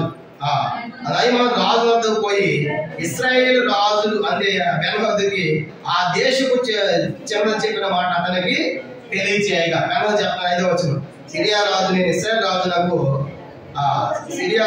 నేను ఇశ్రాయేలు రాజు దూత చేత పత్రిక పంపించి అది ఆపేసిన కనుక అతడు 20 మణుగుల వెండియు 1,20,000 రూపాయలను 10 దుస్తుల బట్టలను తీసుకొని పోయి ఇశ్రాయేలు రాజుల పత్రిక అప్పగించాను. చాలా గమనించాలంటే ఇతడు వడ్డీ రావట్లేదు. ఎట్లా అవుతుందంటే రికమెండేషన్ తో వస్తున్నాడు. రికమెండేషన్ అంటే ఎంత పంపించినా తెలుసా? మన 20 మణుగుల వెండి అంటే సుమారుగా 340 కేజీలు. అబ్బా వెండి ఎంత అంట? 340 కేజీలు వెండి పట్టుకొస్తున్నాడు. తర్వాత 1,20,000 రూపాయలు. ఈ దినాల్లో కాదు, సుమారుగా 2008 సంవత్సరాల క్రితం 1,00,000 రూపాయలు అంటే ఎంత? కనుక ఇప్పుడు 1,00,000 రూపాయలు, ఇప్పుడు 1,00,000 రూపాయలు లెక్కే లేదు కనుక మనుషులకి. కనుక అప్పుడు 1,00,000 రూపాయలు అంటే ఎన్ని కోట్లతో సమానం. నిమ్మతమ్ములు చెప్పేవాడు, మా టైంలో అన్నాలు బేడలు పైసలు ఉండేవి, చిన్న అన్న తీసుకెళ్తాంట, ఆ బేడ తీసుకెళ్తే బొరుగులు కనుక 2 చేతులు పోసి జోబుల్లో పోసి నీ పోసుకుని అవి వచ్చాడు చిన్న చిన్న కాలనీలకి ఆ పైసలకి. ఆ దినాలు అట్లా. ఇప్పుడు 500 రూపాయలు నోటు ఇచ్చినా కూడా ఎవరికన్నా కూడా 500 ఇచ్చేవా మన పిల్లలకే లెక్కలేదు. 100 రూపాయలు చూసారా? కానీ 2008 సంవత్సరాల క్రితం 1,00,000 రూపాయలు అంటే ఎంత పెద్ద మొత్తమో ఆలోచించండి. అప్పట్లో 1,00,000 ఎంత? 1,20,000 రూపాయలు, దాదాపు సుమారు 2008 సంవత్సరాల సంగతి ఇది. అప్పట్లో 1,20,000 అంటే ఎన్ని కోట్లు ఉన్నారో ఆలోచించండి. అవి తీసుకొచ్చారు. తీసుకొచ్చిన 10 దుస్తుల బట్టలు ఇవన్నీ కూడా తన రాజుతో రికమెండేషన్ తో వచ్చాడు. అంటే నేను ఒట్టిగా రాలేదు నీ దగ్గరికి, నేను నీకేమిస్తాను? వెండిస్తాను, డబ్బిస్తాను, తర్వాత వస్త్రాన్ని బాగు చేయి అంటే రికమెండేషన్ తో వస్తున్నాడు. అంత మాత్రమే కాకుండా డబ్బుతో కొనాలనుకుంటున్నాడు. స్వస్థతం చెప్పేందంటే డబ్బుతో కొనాలి. కొన్ని డబ్బుతో కొనలేము. లోకంలో కొన్ని అన్ని కొనొచ్చాము, అన్ని కొనలేము. ఉదాహరణగా నువ్వు సస్తావనుకో, నేను బతకాలని 10 లక్షలు డాక్టర్ దగ్గర పెట్టు. డాక్టర్ దగ్గరికి వెళ్ళి డాక్టర్ చెప్పారు, సార్ నేను చనిపోతాను చెప్తున్నారు, అన్ని పాడైపోయినట్టు లోపల ఈ 10 లక్షలు తీసుకుని బతికిద్దని సార్ అన్నారు అనుకోండి, ఎవడు సావడు లోకంలో. అబానీలు అందాలి ఎవడు సావడు. ఎందుకు? వాడు కోటీశ్వరుడు, ఎంతో డబ్బు ఉంది కనుక అలా డబ్బుతో కొనుక్కునేది అయితే ధనవంతులు ఎవడు సావడు. ఎందుకు చెప్పండి? డబ్బు ఉందిగా, మళ్ళీ ఆయుష్ పెంచుకుంటానే ఉంటారు. కనుక డబ్బుతో కొనలేము. ఈరోజు ఆరోగ్యం ఉన్నామంటే, కనుక మంచిగా తింటున్నామంటే, తాగుతున్నావు, తిరుగుతున్నామంటే దేవుని యొక్క కృప. అందుకే దేవుని స్తుతించాలి. చాలా సార్లు మాకు ఏం చేశాడు అంట చూసారా? మన నాలుగు మీద 34,000 నరాలు ఉంటాయంట. నాలుగు మీద ఎన్ని నరాలు? ఒక్క నాలుగు మీద 34,000 నరాలు సుమారుగా. దాంట్లో ఒక్క నరం కట్ అయితే నేను 4 పనిచేది మాట్లాడాలి, ఏమి తినలేవు తాగలేవు, చూసావా? కానీ ఒక్క నరం కట్ అయింది అంతే దేహంలో. దేవుని ఎంత స్తుతించాలి. అదే దావీదు అంటాడు కదా, నా హృదయంలో అవయవాలన్నిటి అంటాడు కదా, నా ప్రాణం యెహోవాను ఎందుకు అని బిల్డింగ్ ఇచ్చినందుకు కాదు ప్రభా, ఇన్ని అవయవాలు ఎంత బాగా పనిచేస్తా ఉన్నాయి, ఎంత బాగా నడిపిస్తున్నారు ప్రభా అని చెప్పేసి దేవుడు చేసినటువంటి మన దేహ నిర్మాణం ఆశ్చర్యపోతాం. అవన్నీ పనిచేస్తే దేవుడు నువ్వు సరిగ్గా ఉన్నాయి ఈరోజు. కనుక దేవుడికి బిల్డింగ్ పోయినా ఆస్తి పోయినా ఆరోగ్యం కూడా దాన్ని బట్టి దేవుడు స్తుతించు. కానీ ఇప్పుడు ఇతను ఏంటంటే ఆ డబ్బుతో స్వస్థతను పొందాలనుకుంటున్నాడు. ఆఖరి ఏంటంటే అధికారంతో వచ్చాడు. ఎట్లా చెప్పండి? నేను ఎవరిని? సైన్యాధిపతిని కనుక, పౌరులు ఆఫీసర్లు వచ్చాను కనుక ఒక అధికారంతో వచ్చాడు. ఇవన్నీ కూడా నయమాను యొక్క పాత జీవితం. ఇలా వచ్చాడండి. ఇది తన స్థితిగతులు. ఇశ్రాయేల్ యోధా దేశం వచ్చినప్పుడు ప్రవక్త ఎలీషా ఉన్నప్పుడు అతను సంగతులు ఎలా ఉన్నాయి. ఇప్పుడు ఏం మారిందో 10 చెప్తా. ఇప్పుడు 10 చెప్పి మొదటిది ఏం చెప్ప? మొదటిది అతనిలో గర్వం ఉంది, అహంకారం ఉంది. కనుక రథం మీద కూర్చున్నాడంటే అహంకారం గర్వం కనబడింది. రెండవది అతనిలో కోపం ఉంది. మూడవదిగా తన ఇష్టం నెరవేర్చుకోవాలని కోరుతున్నాడు. నాలుగవదిగా మాకు నదులు ఉన్నాయి అని చెప్పేసి అతిశయిస్తూ ఉన్నాడు. ఐదవదిగా త్వరపడి వెళ్ళిపోతున్నాడు, ఓపిక లేదు అతనికి. ఆరవది నా యుద్ధకే రావాలి అనేటువంటి అతిశయం చూస్తాం. తన నా ముందు నిలబడాలి అని అనుకుంటున్నాడు, అది 4వది. 7వది. 8వది నేరుగా రాకుండా రికమెండేషన్ తో వస్తున్నాడు. 9వది బంగారంతో వెండితో స్వస్థతను పొందాలనుకున్నాడు. 10వది ఆఖరిది ఏంటంటే అధికారముతో వచ్చాడు. ఎట్లా వచ్చాడంట? ఇలా వచ్చాడు. ఇలా వచ్చిన తర్వాత ఇప్పుడు వెనక్కి తిరిగి వెళ్ళిపోతా ఉంటే నయమానికి కొన్ని మంచి అలవాట్లు కూడా ఉన్నాయి. ఒకటి, చెప్పి పంపించింది ఎవరు? ఎవరంట? చిన్నది భార్య చేస్తే భార్య నయమాని. ఆ పిల్ల పిలిచి ఉంటాడు, ఏమే పని పిల్ల నిజమేనా అక్కడ, లేకపోతే నీ సంగతి చూస్తా అని చెప్పుకుంటాడు. అయ్యగారు తప్పదని బాగోతాయి గారు, అక్కడ మా ప్రవక్త ఉన్నాడు, ఎంతమంది మేము చూడలేదు, ఎంతమంది బాగోలేదు కానీ నువ్వు తప్పదే అవుతాని చెప్పింది. చిన్నదాని మాట ఉన్నాడు. చిన్నదాని మాట ఉన్న తర్వాత ఇప్పుడు రెండోది, ఎప్పుడైతే వెనక్కి వెళ్ళిపోతాడు ఆ రథం నడిపేవాడు ఉన్నాడు. ఆ రథం ఇప్పుడు అయ్యా ఆయన గొప్ప కార్యం చేయమంటావా, ఒక మందిని కట్టండి కట్టుకుంటావా, లేకపోతే ఇంత డబ్బు ఏంటి ఇవ్వమంటావా, కనుక ఇంత గొప్ప పని చేయమని చేస్తావు కదా, దానికంటే మాట వినేది మంచిదే కదా అని చెప్పగానే పాపం అతను కోపం అని చెప్పేసి కోపం తగ్గించుకుని, కానీ ఎంత అయితే నీ మాట వింటా, ఇప్పుడు నేను మునుగుతాను, అది కనుక స్వస్థత నీ సంగతి చూస్తా, సంగతి ఆ పనివాడి సంగతి చెప్పావు కదా, నీ మాట విని మునుగుతాను, స్వస్థత రాకపోయినా ముందు చూసుకోవడం లేదు. కానీ వీడు బాగా బిగ్ పడి ఉంటుంది. ఈ మొత్తాన్ని జరిగితే వీడు కూడా తెలియదు కదా, వీడు అడిగే కదా.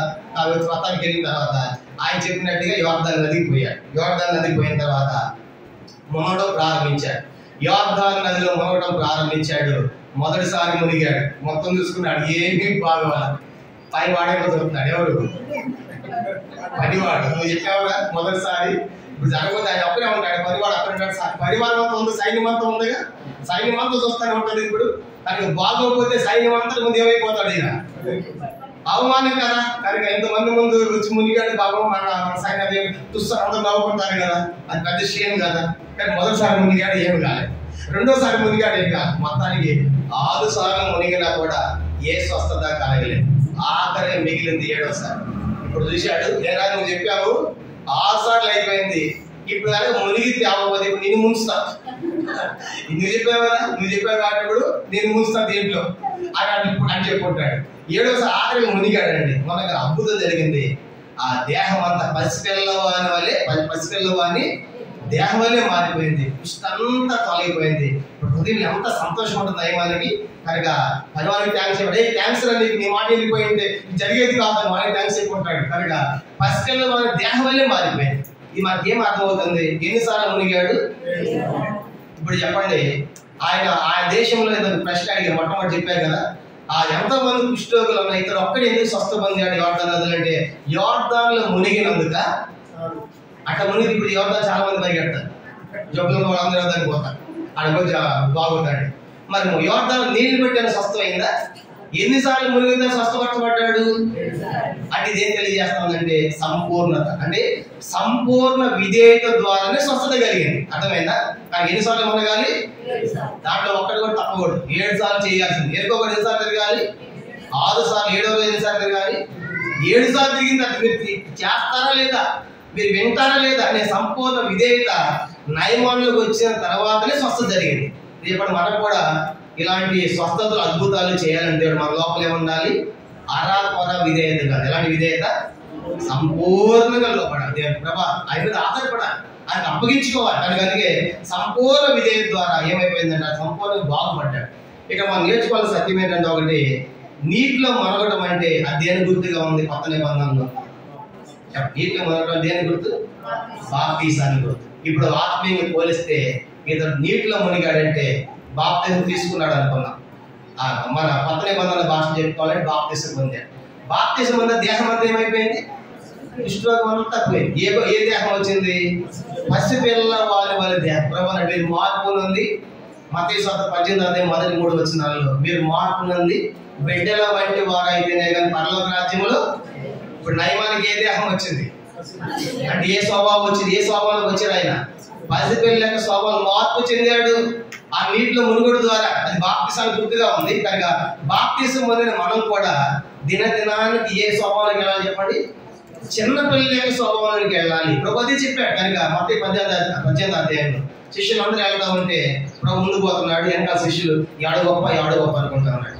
ప్రభు చివరికి ఇంటికి వెళ్ళిన తర్వాత మీరు ఏం మాట్లాడుకుంటున్నారని వెనక్కి తిరిగి అడిగాడు శిష్యులు. అందరూ సైలెంట్ అయిపోయారు. అప్పుడు దాకేమో నువ్వు గొప్ప నేను గొప్ప అనుకుంటున్నారు.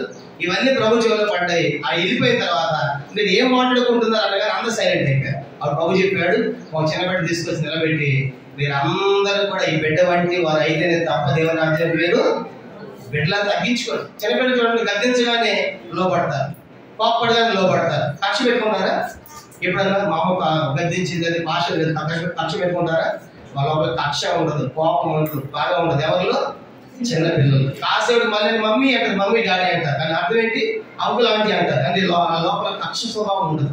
మనం కూడా మారు మనసు బాప్తిసం పొందిన మనం కూడా ఏ స్వభావంలోకి రావాలి? దినదినానికి ఆ చిన్న బిడ్డల వంటి స్వభావంలోకి రావాలి. కానీ ఇప్పుడు ఏదో బాప్తిసం పొందినట్లు అయిపోయింది. తన దేహం అంతా పసిపిల్ల వారి దేహం అంటే పసిపిల్ల యొక్క స్వభావం అతను వచ్చేస్తున్నాడు. అతను చేసిన కనీసం అతడు 10 సంగతులు ఇప్పుడు ఆత్మీయంగా జరిగాయి. మొదటిది దాంట్లో తర్వాత చూద్దాము. మొదటిది 2వ రాజుల గ్రంథం 5వ అధ్యాయం. 2వ రాజుల గ్రంథం 5వ అధ్యాయం చూడండి. 2వ రాజుల 5వ అధ్యాయం. ఇందాక పాత సంగతులు 10 చెప్పాను. ఇప్పుడు కొత్త సంగతులు మారిన తర్వాత 10 ఉన్నాయి. అతను చెప్తాను. మొదటిది 14 వచనం అందరం కలిసి. 2వ రాజుల గ్రంథం 5వ అధ్యాయం 14 వచనం. అతను పోయి దైవజనుడు చెప్పినట్లు. చాలండి. కనుక మొట్టమొదటిది ఏంటంటే ఇప్పుడు దైవజనుడు చెప్పినట్లు అనే మాట మనం చూస్తాం. అంటే ఇప్పుడు ఎవరు చెప్పింది వింటున్నాడు ఆయన చెప్పండి? దైవజనుడు చెప్పింది వింటున్నాడు. మొట్టమొదటి ఎవరి మాట విన్నాడు? పనిపిల్లల మాట విన్నాడు. తర్వాత ఎవరి మాట విన్నాడు? దాసుని మాట విన్నాడు. ఇప్పుడు ఎవరి మాట వింటున్నాడు? అంటే ఇతరులో ఒక మంచి లక్షణం అది. ఏం చెప్పండి? ఎవరు చెప్పినా వినదోని ఎవరు చెప్పినా అంటే 10 ఉంది కదా. మనం కూడా ఎవరు చెప్పినా ఏం చేయాలి? వినాలి. అది దాంట్లో ఏది మంచి అది తీసుకోవాలి. చాలాసార్లు మనంతా ఎట్లా ఉన్నామంటే దేవుని మందిరానికి వస్తాం కానీ దేవుని మందిరం వచ్చినట్టుగానే ఉంటాం కానీ వినమంటాం. యేసుకేలు గ్రంథం చూడండి. యేసుకేలు గ్రంథం 33వ అధ్యాయం. యేసుకేలు గ్రంథం 33వ అధ్యాయం. దేవుని మందిరానికి వస్తున్నాం కానీ ఏం చెప్పలేదంటే మనము యేసుకేలు గ్రంథం 33వ అధ్యాయము 31వ వచనం. యేసుకేలు గ్రంథం 33వ అధ్యాయము 31వ వచనం అందరం కలిసి చదవండి. నా జనులు రాటగిన విధముగా వారు నీ ఎద్దకు వచ్చి నా జనులైనట్టుగా నీ ఎదుట కూర్చుండి నీ మాటలు విందురు గాని వాటిని అనుసరించి ప్రవర్తింపరు. వారి నోటితో ఎంతో ప్రేమను కనపరచరు కానీ వారి హృదయం లాభమును అపేక్షించరు. కాబట్టి ఎట్లా వస్తామంటే మనం కూడా ఆయన జనులు నా జనులు రాదని విధంగా ఎదుగు వస్తున్నారు, మందరికి వస్తున్నారు. ఆదివారం కట్టెకి మనం రెడీ అయిపోతాం, మంచి బస్తాలు వేసుకుంటాం, మందరికి వస్తాం. దేవుని జనులుగానే వస్తున్నాం. తర్వాత నా జనులుగా నీ ఎదురు కూర్చుంటున్నాం, దేవుని ప్రజలాగానే కూర్చుంటున్నాం, దేవుని బిడ్డలాగానే కూర్చుంటున్నాం. తర్వాత దేవుని మాటలు వింటున్నాను కానీ ఏం చేయలేదంట? ప్రవర్తించడం లేదు. కానీ నీ బతుకు వేస్ట్. మందానికి వచ్చి కూడా ఇన్ని మాటలు విని కూడా దేవుని యొక్క వాక్యం విని కూడా నీ బండలాంటి హృదయం మారకపోతే, కరగకపోతే, సరి చేసుకోకపోతే వచ్చిన డబ్బులు వేసి, ఆటో ఛార్జీలు వేసి, బస్ ఛార్జీలు వేసి నీ నడక వేసి చూసే కంటే చెప్తాను. కనుక నువ్వు వచ్చిన దేవుని ప్రజలాగా వస్తున్నావు, దేవుని బిడ్డలా కూర్చుంటున్నావు, దేవుని చదువుతున్నావు, కానీ ఏం చేయలేదంటే వాటిని అనుసరించి ప్రవర్తన. అంటే అర్థం ఏంటి? ఈ చెవితో అంటారు, ఈ చెవితో వదిలేస్తారు అన్నమాట. ఇక్కడ దులిపేసుకుంటా. మాకు తెలియని సంగతి ఏముంది, చిన్నప్పుడు దీని కథలే కనుకుంటా చూసారా. కానీ ఒకసారి అంటే ఒక రాజుగారు మిద్ది మీద కూర్చున్నాడు. మిద్ది మీద కూర్చున్న తర్వాత సాయంకాలం అయింది. సాయంకాలం అవుతా ఉంటే ఆ వీధిలో ఒక వ్యాపారి పోతా ఉన్నాడు. బొమ్మలు నమ్ముతూ ఉంటామంటే పైన రాజు తూము చూశాడు. ఆ బొమ్మలు భలే ఉన్నాయి, గుట్టలు బాస్కెట్లు. ఎవరైనా పిలిచాడు, ఒక సైనికుడు వచ్చాడు. ఆ వ్యాపారం తీసుకొని రాకు, ఆ బొమ్మలు బాగున్నాయి అన్నాడు. అప్పుడు పరిగెత్తుకొని పోయి ఆ సైనికుడు అయ్యే రాజుకి బొమ్మలు కావాలంట అనిపించాడు. ఆ వ్యాపారం ఇచ్చాడు. దాంట్లో మూడే మూడు బొమ్మలు ఉన్నాయి. ఎన్ని బొమ్మలు? దాంట్లో 3 బొమ్మలు. అప్పుడు రాజు పిలిచిందంటే ఈ బొమ్మలు చాలా బాగున్నాయి, ఎంతకు అమ్ముతావు అన్నాడు. అంత ఉంటే ఈ బొమ్మలని ఒక రేటు కాదు రాజు అన్నాడు. ఇది అంటే చూస్తా ఉంటే ఒకే రంగు, ఒకే సైజు, ఒకే పరిమాణం, అంతా ఒకేలాగా ఉన్నాయి కదా, వ్యత్యాసం ఏంటి అన్నాడు. చూపిస్తా ఉండు రాజు అన్నాడు. మొదటి బొమ్మను తీసుకున్నాడు, ఒక చెవు తీసుకుని ఈ చెవులు పెడితే ఈ చెవులకు వచ్చేసింది, ఇది 60 రూపాయలు రాజు అన్నాడు. రెండో బొమ్మను తీసుకున్నాడు, మళ్ళీ దాని చెవులు పెడితే నోట్లోకి వచ్చేసింది, ఇది 80 రూపాయలు రాజు అన్నాడు. 3 బొమ్మను తీసుకున్నాడు, ఈ చెవులు పెడితే లోపలికి వెళ్ళి బయటకు రాలేదు, 100 రూపాయలు రాజు అన్నాడు. బొమ్మలంతా ఒకటే, కానీ చెవులు పెట్టి ఒక బొమ్మకి ఏమైపోయింది, బయట ఇంకో బొమ్మకి ఏమైపోయింది, నోటితో ఇంకో బొమ్మకి ఏమైపోయింది, హృదయంలోకి. ఏంటి 3 బొమ్మలు అంటే విశ్వాసాలు కూడా 3 రకాలు ఉంటారు. ఒకటి ఏంటంటే దేవునికి వాక్యం చాలా సంతోషంగా వింటారు కానీ ఈ బొమ్మను దాటగానే ఇక్కడ దులిపేసి వెళ్ళిపోతారు. ఏ వాక్యం చెప్పారు ఈరోజు, అంత మంచి వాక్యం అంట, ఏ వాక్యం ఎప్పుడో తెచ్చారు ఈరోజు వాక్యం. కానీ ఏ వాక్యం, ఒడుగుడు కూడా పెట్టారు, ఈరోజు చికెన్ కూడా పెట్టారు, బాగా కొట్టించారు. ఈ పనికి మా చెత్త అంతా చెబుతారు. ఏ వాక్యం చెప్పారో చెప్పరు అన్నమాట, ఇక్కడ దులిపేశారు. ఇది మొదటి గుంపు. ప్రతి సంఘం అంటారు, బేదలు కూడా ఉంటారు, ఇక్కడ కూడా ఉంటారు. ఆ గుంపులో మనం ఉండకుండా ఉండాలి. రెండో గుంపు ఏం చెప్పండి, రెండోది ఏంటంటే ఈ చెవులు పెడితే నోట్లోకి వచ్చేసింది. అంటే అర్థం ఏంటంటే టైంకి వస్తారు, చక్కగా టైంకి వస్తారు, నోటితో చక్కగా ఆరాధన చేస్తారు. ఎన్ని పాటలు పాడారు, ఏ పాటలు పాడారు, ఎవరు పాడారు, కనుక ఏ వాక్యం చెప్పారని నోటితో పోసకూర్చినట్లుగా అన్ని అబ్జర్వ్ చేస్తారు. చక్కగా దీర్ఘంగా ఆరాధన కూడా చేస్తారు. చిన్న కష్టం రాగానే, చిన్న శ్రమ రాగానే నాకు ఆ దేవుడు వద్దు, ఆ సేవకుడు వద్దు, ఆ మందిరం వద్దు అడిగేవాడు. ఇది రెండో గుంపు. ఇది కూడా ప్రతి సంఘంలో ఉంటారు. అలాగే మనం ఉండకూడదని జ్ఞాపకం చేస్తాం. మూడో గుంపు ఏం చెప్పండి, ఆ యొక్క చెవులు పెట్టి ఏమైందంటే అది హృదయంలోకి వెళ్ళిపోయింది. అంటే ప్రభా ఈ వాక్యం నాతో మాట్లాడుతున్నాం, కానీ ఈ యొక్క ఆ పాపం నాలో ఉంది, ఎవరైతే నాలో ఉంది, తిరుగుబాటు నాలో ఉంది, ఈ మూర్ఖత్వం నాలో ఉందని సరి చేసుకునే వాడు మూడో గుంపులో ఉంటాడు. ఆ గుంపులో మనం అంతా కూడా ఉండాలి. కాబట్టి దులిపేసి వెళ్ళిపోవద్దు, నోటితో ఉలించేసి వెళ్ళిపోవద్దు, కానీ వాక్యాన్ని హృదయంలోకి మనము తీసుకోవాలి. మనకి ఏం అర్థం అవుతుందంటే దేవుడింటికి వచ్చినట్టుగా వస్తున్నారు, కానీ దేవుని మాట వింటున్నావు, కానీ అవి వాటిని అనుసరించి ప్రవర్తించబోతే ఏం ఫలితం లేదు. ఇప్పుడు చూడండి, ఎలీషా చెప్పాడు కదా, నువ్వు ఎన్నిసార్లు మునగాలి, ఇప్పుడు మునగపోతే ఏమన్నా జరిగేది అతనికి? చెప్పిన మాట విన్నందుకు, ప్రవర్తించేందుకు ఏమని చెప్పిన అతనికి జబ్బు పోయి స్వస్థపరచబడ్డాడు. కానీ నీ వాక్యం వింటే ఉపయోగం లేదు. కనుక వాక్యం విని దాని ప్రకారం జీవించకపోతే ఉపయోగం లేదు. కనుక అందుకే ఈ ప్రవచన వాక్యం చదువువాడము, వాటి మీద గైకొనివాడము ధనికంటే అర్థం ఏంటి, చదవటం వింటాం కాదు. ఈ వాక్యం ఎంతవరకు మనం గైకొంటున్నాం, ఎంతవరకు అభ్యాసం చేస్తున్నాం, ఎంతవరకు పాటిస్తామని చాలా ప్రాముఖ్యమే. కాబట్టి ఈ మధ్యలో ఆలోచించాలి, అలా చేయకూడదు. ఇది ఎలాంటి వాడు అంటే చిన్నదాని మాట విన్నాడు, పనివాడి మాట విన్నాడు, నెక్స్ట్ ఇప్పుడు దైవజనుడి మాట వింటున్నాడు. అయ్యో నువ్వు చెప్పావు కదా, వింటున్నాడు. దైవజనుడి మాట విన్నాడు, ఏం చేసి జరిగింది చూడండి. రెండవదిగా దైవజనుడి మాట వినడం ద్వారా ఏమైంది చెప్పండి, దైవజనుడి మాట వినడం ద్వారా జబ్బు పోయింది, అనారోగ్యం పోయింది, పసిపిల్లల వారి దేహం వల్లే అతను మార్పు చెందాడు దైవజనుడి మాట. అప్పుడు రెండవది ఏం జరిగిందంటే 2వ రాజుల గ్రంథం 5వ అధ్యాయం, 2వ రాజుల 5వ అధ్యాయం 15 వచనం. 2వ రాజుల గ్రంథము 5వ అధ్యాయము 15 వచనం చదువుకుంటాం. 2వ రాజుల 5:15. అప్పుడు 14 చదువుదాము, 14 కూడా. అతడు పోయి దైవజనుడు చెప్పినట్లు యోర్దాను నదిలో 7 మార్లు మునగ్గా అతని దేహం పసిపిల్లల దేహం వల్లే అతడు శుద్ధుడాయన. 15. అప్పుడు అతడు తన పరివారంతో కూడా దావీదు తిరిగి వచ్చి చూసాలండి. గమనించండి, ఇప్పుడు మునిగడ మొత్తానికి 7 సార్లు మునిగిన తర్వాత ఎంత అద్భుతం జరిగింది. లోపల అతనికి హృదయంలో గొప్ప సంతోషం. కానీ ఇప్పుడు నదిలోకి బయటకు వచ్చిన తర్వాత ఏం చేయాలి, గుర్రం ఎక్కి రథాలకి కట్ట తన దేశం వెళ్ళిపోతున్నాడా, ఎక్కడ వస్తున్నాడు, మళ్ళీ తిరిగి వచ్చే అర్థం ఏంటంటే ఇతరుల కృతజ్ఞత ఉంటుంది. ఇప్పుడు ఏంటంట, అయ్యో ఆ దేవుడిని చెప్పట్టే కదా నేను బాగుపడింది, కానీ ఆయన కలుసుకోవాలి అని కృతజ్ఞతతో తిరిగి వచ్చే మాట ఏం చేస్తుందంటే కృతజ్ఞతలు తెలియజేస్తాము. కానీ పొందిన మేలు అతడు మర్చిపోయేవాళ్ళగా లేదు. చూసారు, కనుక పొందిన మేలు మర్చిపోయి అయిపోయింది కదా నేను బాగుపడాలి, ఆయన సంగతి నాకెందుకు అనుకోలేదు. కనుక చాలాసార్లు మనం ఎట్లాంటి వాళ్ళం అంటే ఆ వ్యక్తిని వాడుకుంటాము, పని అయిపోయి పక్కన చేస్తాం, అవసరం లేదనుకుంటాం. ఇప్పుడు ఆ జాబితాలో లేడు ఎవరు? నయమాన్. కనుక అయ్యో ఆయన ద్వారా నేను బాగుపడింది, ఆయన చెప్పట్టే కదా ఆయన దగ్గరికి వెళ్ళాలని చెప్పేసి బాగుపడిన మళ్ళీ తిరిగి వస్తున్నారంటే కృతజ్ఞత తెలియదు.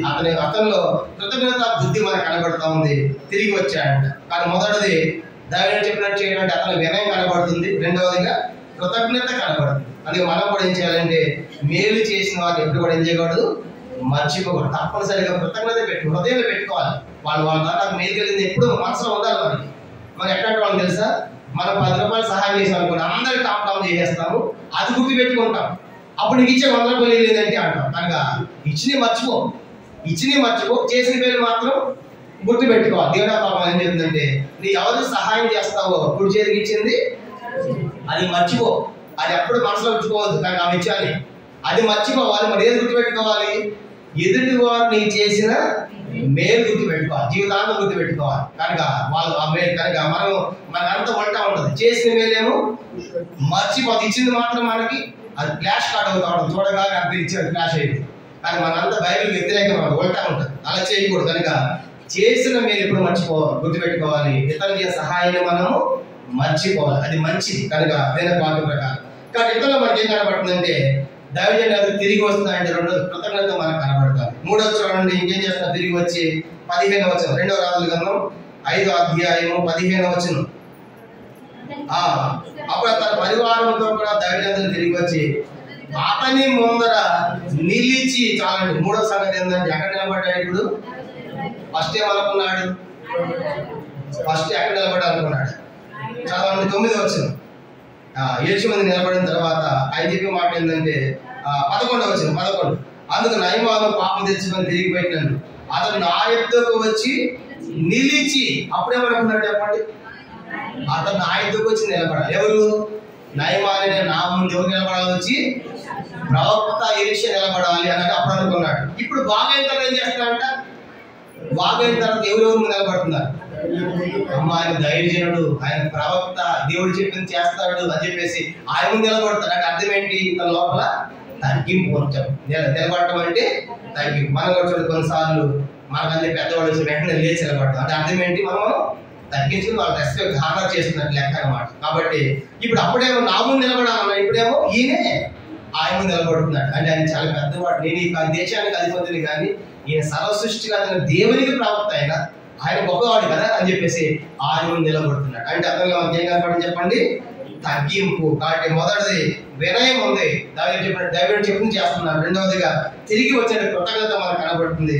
మూడవదిగా దావీదు ముందు ఆయన నిలబడుతున్నాడు, అంటే సైన్యాధిపతిగా ఉండి తగ్గించుకున్నాడు. నాలుగోది ఏమన్నా చూడండి, అది 5వ అధ్యాయము 15వ వచనంలోనే చిత్తగించుము. చాలండి. ఏదన్నా చిత్తగించడం అంటే అర్థం ఏంటి?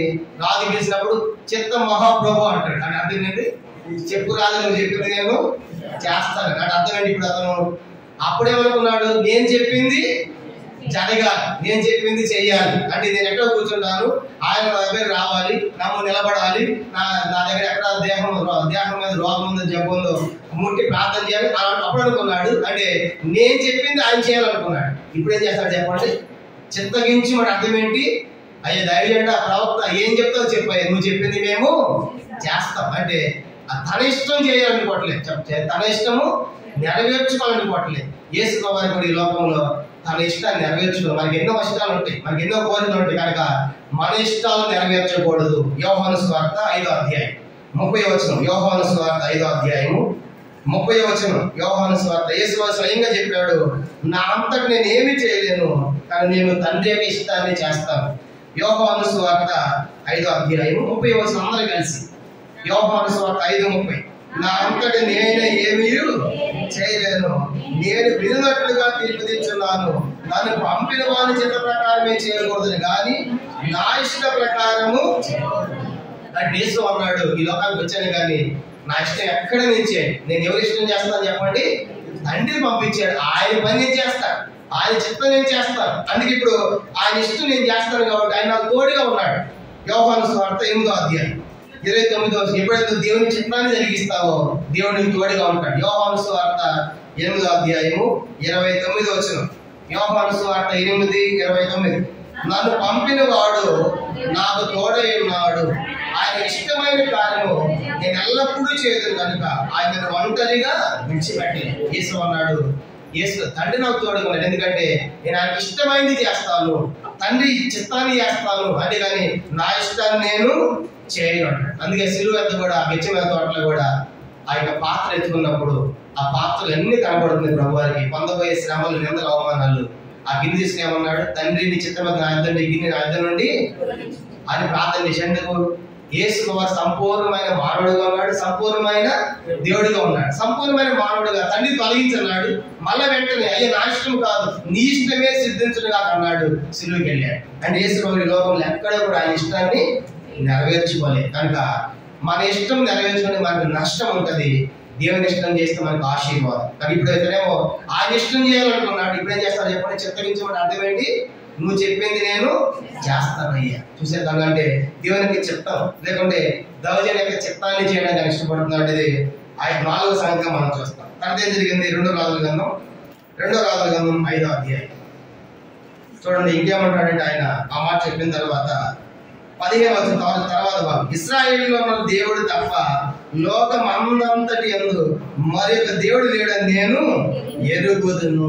ఇప్పుడు 5వది ఏంటంటే ఆయన దేవుని ఎరిగాడు. ఏంటంట, దేవుని ఎరిగాడు. వచ్చినప్పుడు అతను దేవుడు ఎవరు తెలియదు, అన్యుడు. కనుక అన్యుడు ఆ రిమోని గుడిలో వాటిని దేవతలు సేవించేవాడు. కానీ ఇప్పుడు వచ్చిన తర్వాత అర్థమైపోయింది ఇదంతా ఈ దేవుని గురించి, ఈ దేవుని మహిమ అన్నట్టు. ఏంటంటే ఈ దేవుని యొక్క మహిమ. అంటే 5వ సంగతి దేవుని ఎరిగాడు. ఎవరో చెప్తే ఆయన ఎరగలేదు, అనుభవపూర్వకించే సాక్ష్యం ఇది, నేను ఎరుగుతున్నా దేవుడిని అన్నాడు. మన దేవుని ఎరిగాం. మనం చాలాసార్లు మనము దేవుని ఎరిగామని చెప్పుకున్నాం, కానీ మన బతుకులు ఎట్లా ఉన్నాయంట, తీర్పు పత్రిక దేవుని ఎరిగాం కానీ తీర్పు పత్రిక 1వ అధ్యాయం దేవుని ఎరిగినట్లుగా మన జీవితాలు మన బ్రతుకులు. తీర్పు పత్రిక 1వ అధ్యాయం, తీర్పు పత్రిక 1వ అధ్యాయము 16వ వచనం, తీర్పు పత్రిక 1వ అధ్యాయము 16వ వచనం అందరం కలిసి తీర్పు 1:16, దేవుని ఎరుగుదామని వారు చెప్పబోతున్నారు కానీ అసహ్యులను అధేయులను ప్రతి సత్కార విషయం భ్రష్టులైంది తమ క్రియల వలన ఆయనను ఎరగమన్నట్టున్నారు. చూసారా, కాబట్టి దేవుని ఎరిగని చెప్పుకుంటున్నాం, పెద్ద ఆరాధన కూడా మనం చేస్తాం. కనుక స్వభావాపేక్ష మనం ఒలిస్తాం, కానీ మన బ్రతుకు ఎట్లా ఉన్నాయంటే దేవుని మనం చెప్తా ఉంది, మన క్రియలు మన పనులు చూసినప్పుడు అది మన దేవుని అడగలేదు, అసలు వాళ్ళకి రక్షణే లేదన్నట్టే మన బ్రతుకులు ఉన్నాయి. కాబట్టి రాత్రి మధ్యాహ్నం అలాగే మనం ఉండకూడదు. అతడు ఎవరైనా చెప్తే నేర్చుకోలేదు, అతడు తన అనుభవం తెచ్చే సాక్ష్యం ఏంటంటే నేను ఆ దేవుని ఎరుగుతున్నాను. కనుక నేను అనుభవం కోరిక ఎరగటమే, దేవుని ఎరగటం అనేది ఇది నేర్చుకునేది పొందుకునేది కాదు, డైరెక్ట్ నీతో దేవుడితో ఉన్న సంబంధమే దేవుని ఎరగటం. ఇప్పుడు అతనికి అర్థమైపోయింది ఇదంతా ఈ మహిమ ఈ దేవుని ద్వారా జరిగిందని, ఆ దేవుణ్ణి తెలుసుకోగలిగాడు.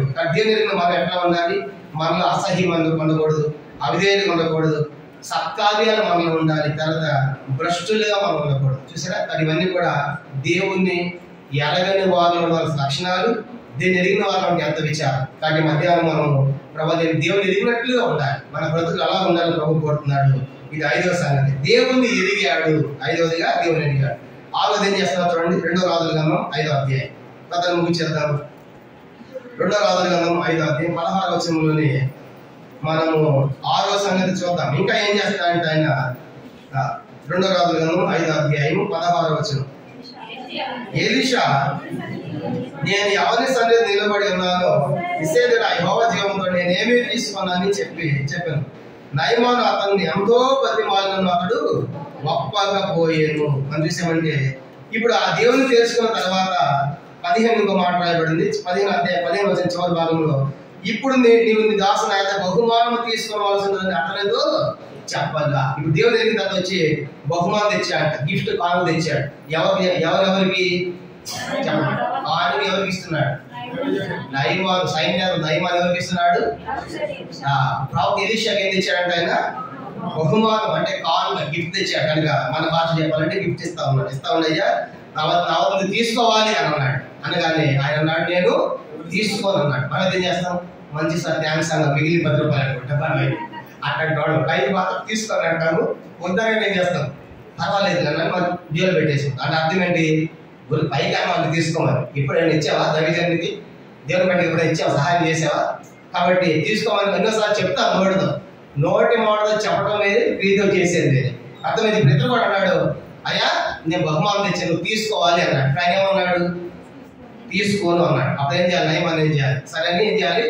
మరలాగా జోబులు పెట్టుకోవాలి. ఆయన ఏం చేస్తాను చూడండి, జోబులు పెట్టుకోవట్లేదు. ఏమన్నా చూడండి, ఆ మాట చూడండి. ఎంతో 16 వచనం చివరి భాగం. నయమాను అతను ఎంతో బతిమాలినను ఒప్పకపోయాను. దేని బతిలాడు? యోగాన్ని బతిలాడుతాడు, తీసుకోమని బతిలాడుతున్నాడు. మనమైతే ఏం చేస్తాం? యోగానికి బతిలాడతాం, ప్లీజ్ ఇచ్చే ప్లీజ్ బతిలాడు. యోగానికి బతిలాడుకుంటాం మనం. ఈయనేమో తీసుకోమని. ఇక్కడ చెప్పండి, ఏమన్నా తీసుకొని బతిలాడాలి ఉన్నా చేయొద్దండి. అంత ఇవ్వమని బతిలాడుకునేవాడి. చూసారా? మనం అంత ఎప్పుడు పర్లే ట్రాఫిక్.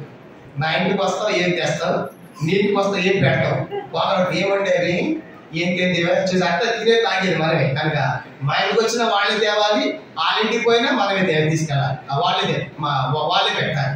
అలా ఉండకూడదు. నయమంలో ఒక గుడ్ క్వాలిటీ ఏంటంటే, ఒకసారి చెప్పాడు అయ్యా బహుమానం తీసుకోవాలంటే వద్దంటే ప్లీజ్ అయ్యా తీసుకుని బతిమలాడుతున్నాడు. అర్థం ఏంటంటే అతనికి దేవునికి ఇవ్వాలనేటువంటి ఆశ, తృష్ణ మనం చూస్తాం. చూసారా? కానీ అక్కడ ఉండాలి మనకు కూడా. అంతేగాని ఆయన ఇస్తే మనకేం వస్తుంది అనుకోవద్దు. కానీ ఇప్పుడు నువ్వు ఎంత ఇచ్చినా నీ రోగం పోయేదా? డబ్బుతో నీ రోగం పోయేదన్నది నువ్వు ఎంత ఇచ్చినా కృతజ్ఞత అట మిగిలిపోవాల్సిందే. ఎంత గొప్ప కార్యం అది. కనుక ఆ దైవజనుడు చేసిన కార్యం దేవుని ద్వారా ఎంత అద్భుతమైనది అది. ఎంత డబ్బు ఇచ్చినా రోగం పోయేది అది పోదు కదా. కానీ నువ్వు ఎంత ఇచ్చినప్పుడు కూడా కనుక అది అట్లా మిగిలిపోవాల్సిందే. అందుకే అయ్యా ప్లీజ్ అని బతిలాడినప్పుడు కూడా ఆయన తీసుకోలేదు అనే విషయం అంటాడు. అంటే ఏంటంటే దేవునికి నేను ఇవ్వాలి, దేవుని సేవకులకు ఇవ్వాలి అని మనం చూస్తాం. ఎందుకంటే మనం దేవునికి ఇవ్వాలండి, దేవుని సేవకులకి, దేవుని మందిరానికి ఇవ్వాలి. ఎందుకు? యేసుకేలు గ్రంథం ఒక మాట చూద్దాం. యేసుకేలు గ్రంథము 40 ఎందుకు ఇవ్వాలంటే 44వ అధ్యాయం 30వ వచనం. యేసుకేలు గ్రంథం 44వ అధ్యాయము 30వ వచనం. యేసుకేలు గ్రంథం 44వ అధ్యాయము 30వ వచనం అందరం కలిసి చదువుకుంటాం. 44, 30 ఎంత చదవండి. మీ ప్రతిష్టాపన అన్నింటిలోను, తొలుచూలు వాటి అన్నింటిలోను మొదటివి, ప్రథమ ఫలములు అన్నింటిలోను మొదటివి యాజకుల వగును. మీ కుటుంబానికి ఆశీర్వాదము కలిగినట్లు మీరు ముందుగా పిసికిన పిండి మొదలు యాజకులకు పంపించండి. ప్రతిష్టాపనలో తొలుచూలు వాటి అన్నింటిలో. కానీ తొలుచూలు అంటే మొదటి పుట్టినంతా కూడా, మొదటి వచ్చిన పంట అంతా దేవునికి. మొదటి సొరకాయ దేవునికి, మొదటి వంకాయ దేవునికి, మొదటి టమాటా దేవునికి. నేను చెప్పాను ఆఫీస్లో ఉన్నప్పుడు ఒక సహోదరి వచ్చింది, బ్యాగ్ నుంచి ఒక చిన్న టమాటా తీసి, చిన్నది. ఏంటంటే మా చెట్టు కాసిన మొట్టమొదటి ప్రార్థన చేయండి, కిచెన్లో పంపించింది. తీసుకోవాలిగా. అది ఆఫీస్లో ప్రార్థన చేసి ఆ కిచెన్లో పంపించాక ఆ ఉద్దేశం ఏంటి? నా చెట్టు కాసిన మొట్టమొదటి నేను ఎవరికి ఇచ్చాను చెప్పండి? దేవుడికి ఇచ్చాను. ఎంత గొప్ప ఆశీర్వాదం. అది చిన్నదే కావచ్చు. కనుక మేము ఒక స్థలంలో, మేము అశ్వాపురం స్థలంలో సేవ చేసి, అక్కడ ఒక కుటుంబం ఉండేది. వాళ్ళు నెలవుగానే సరిగ్గా కారులో ఒక చిన్న రైస్ మూట తీసుకొచ్చి వెనక నుంచి ఉంటుంది, వెనక నుంచి వెళ్ళిపోయి ఇంట్లో పెట్టేసి వెళ్ళిపోయేవాడు. వెళ్ళిపోయిన తర్వాత ఫోన్ చేసేవాడు, అన్న తెచ్చేవాడు. ఎందుకు ఏంటి దానికి అర్థం ఏంటాడు అని చెప్పాడు అంటే, పాత్రలు అంట రైస్ వేసిన తర్వాత వండుకుంటాం కదా పాత్రలు, ఒక గుప్పుడు తీసి పక్కన పెట్టి, ఇది ఎవరిది ఈ రోజు ఈ మొత్తం ఎవరికి చెప్పండి, ఇది దైవజనుడు పక్కన పెట్టి అదంతా కూడబెట్టి నిలవగా తీసుకొచ్చి అన్న మేము దశం భాగం తీసాం. ఏంటో చెప్పండి? బియ్యం. ఇప్పుడు అంతా మంచిగా అసలు మనంతా ఫ్యాషన్ అయిపోయింది కదా. అందుకే తెచ్చేవాళ్ళు ఎవరున్నారు? పల్లి ప్రాంతాల్లో దశం భాగాలు, కోడిగుడ్లు వస్తాయి, సొరకాయలు వస్తాయి, వంకాయలు వస్తాయి, ప్రతిదీ వస్తాయి. ఎందుకంటే వాళ్ళంత ఆశీర్వాదం. చూసారా? ఎందుకు ఇవ్వాలి? ఇప్పుడు చదవాలి. ఎందుకంటే ఎందుకు ఇవ్వాలంటే చెప్పాడు, మొదటి ఇవ్వాలి. ఎందుకంట మీ కుటుంబములకు ఆశీర్వాదము కలిగినట్లు మీరు ముందుగా పిసికిన పిండి ముద్దను యాజకులకి ఇవ్వాలి. కనుక వండిన 10 రోజులు కూడా వండిన దాంట్లో తీసుకొని పెట్టలేదు కదా. అందుకు వాళ్ళు తీసేవాళ్ళు వాళ్ళ దగ్గర పెట్టి నైవేద్యం తెచ్చేవాళ్ళు. ఎందుకు? ఇప్పుడు చెప్పండి, ఎందుకు యాజకునికి ఇవ్వాలి? ఎందుకు ఇవ్వాలి? మన కుటుంబాలకి ఆశీర్వాదం. నువ్వు కానికి ఇవ్వట్లేదంటే నీకు ఆశీర్వాదం లేదు. అందుకే మళ్ళీ 3వ అధ్యాయం అంటాడు, మీరు దొంగలు అంటారు. ఎప్పుడేంటంటే దేవునికి ఇవ్వని వాడు దొంగ. నేను మీకు ఎంత ఇచ్చాను కదా, నాకు ఇవ్వదు మీరు దొంగలు. చూసారు? కనుక మీ కుటుంబానికి ఆశీర్వాదం కలవాలంటే ఇవ్వండి, దైవజనానికి ఇవ్వండి. మందిరం లేవి కనుక దేనికి వాక్యం మనం చూస్తాం. ఎందుకు ఈ మధ్య ఎందుకు మాట చెప్పారంటే, ఈ మధ్య కొత్త బోధలు బయలుదేరాయి. ఏదంటే దశం భాగాలు ఇవ్వకూడదు, కనుక సేవకులు తింటున్నారు, తాగుతున్నారు, గొప్పవాడు అవుతున్నారు. యేసురావు చెప్పాడు స్వయంగా దశమభాగం ఇవ్వమని. లోకాసు వార్త చూడండి, లోకాసు వార్త. ఈ తప్పుడు బోధలు బయలుదేరాయి కాబట్టి వాటిలో మనం పడకూడదు. దేవుని భాగం దేవునికి ఇవ్వాలి మనం. లోకాసు వార్త 11వ అధ్యాయం యేసు ప్రభువు స్వయంగా చెప్పిన మాట. లోకాసు వార్త 11వ అధ్యాయము 42